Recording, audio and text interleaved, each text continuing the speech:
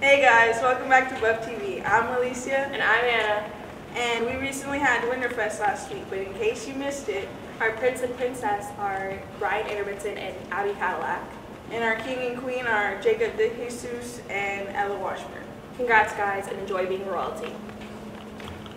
Alright y'all, Kicking for Cure is next Friday at 5:45 p.m. at Gus Smith Field. Come and support our very own Miss Gross, you already know. And make sure you donate your spare change in the donation boxes, you know. Oh, yo. So make sure you come in now and support. Drum roll, please. Your 2019 Winterfest Prince is Brian Intermittent.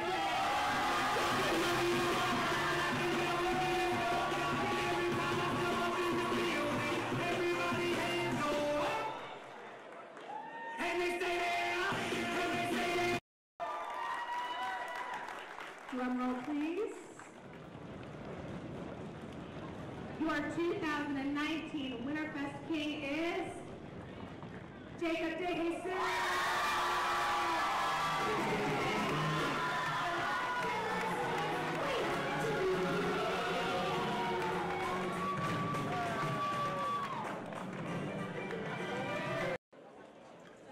Drum roll, please. And your freshman princess is Abby Cadillac.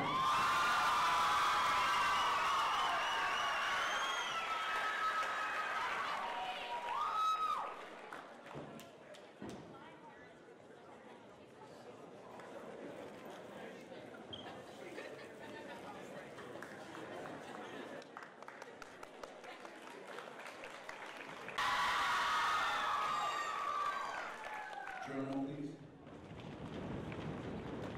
And your Winterfest Queen for 2019 is Ella Washburn.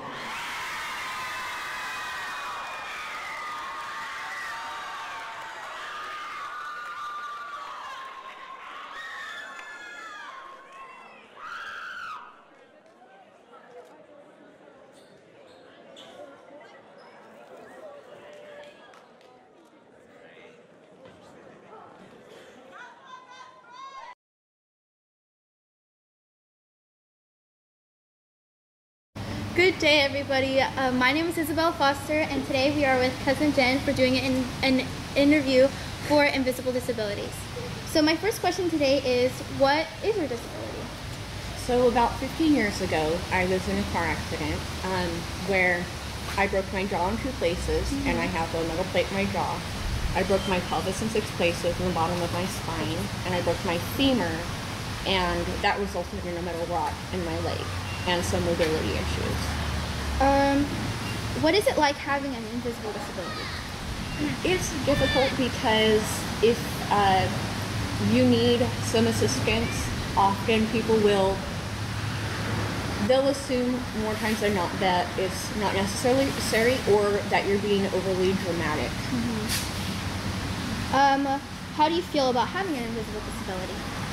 I feel fine now because it's, like I said, it's been about 15 years, but in the beginning it was difficult because it did limit what I used to be able to do, and that was very hard to adjust. And because, like you said, the unseen disability, having that rather than people knowing, I felt that most people thought that I was over-exaggerating what I was going through.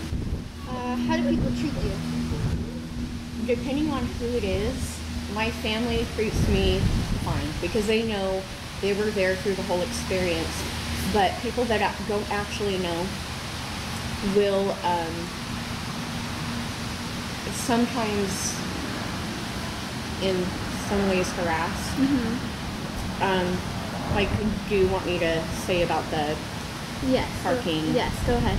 So about a couple months after I got out of the wheelchair, because I was in the wheelchair for 2 months after the car accident, I had a lot of problems walking around. At first, I couldn't walk more than about 100 feet before I had to sit down. It caused a lot of pain.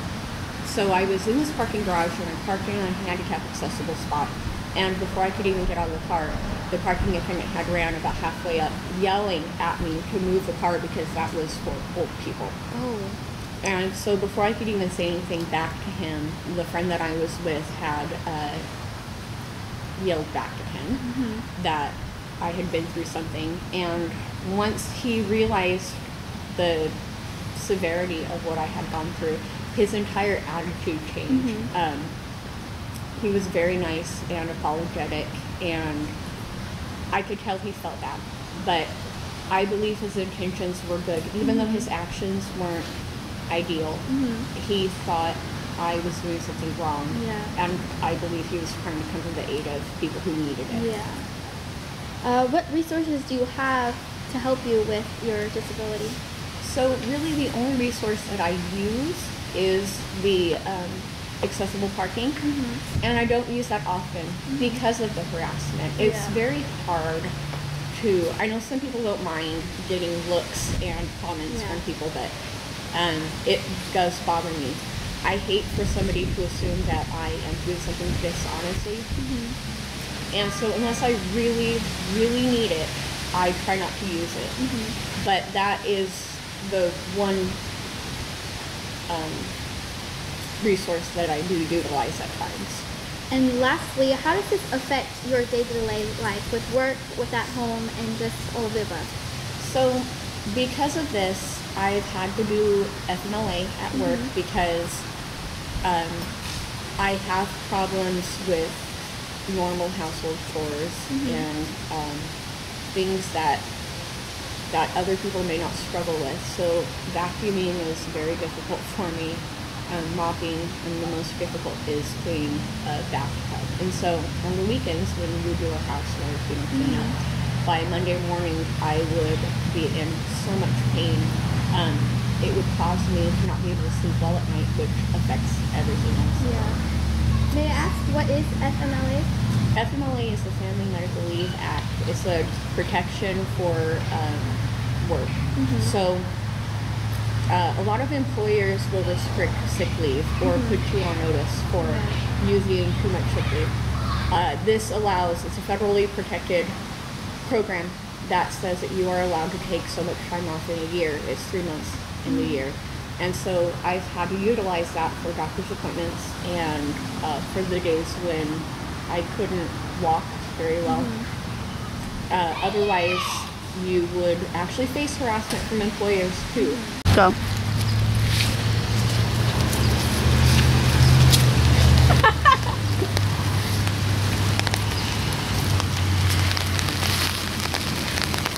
Very big.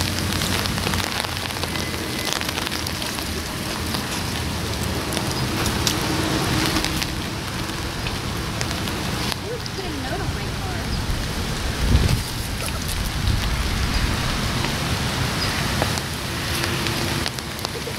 Why would somebody like this? You're a terrible human being for taking this spot from someone who needs it.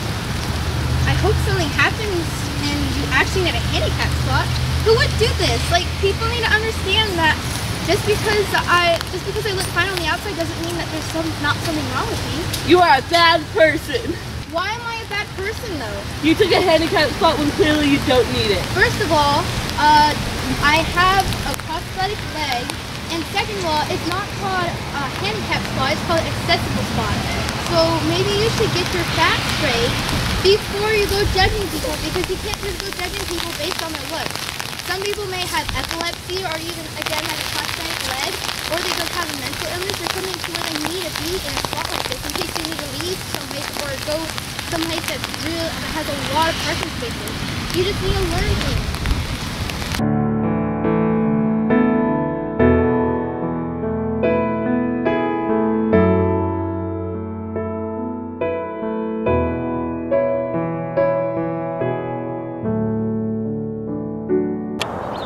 Thanks for watching Buff TV, and make sure y'all come support next Friday. And just know, loose change, ding, ding, ding, ding, you can always make a change.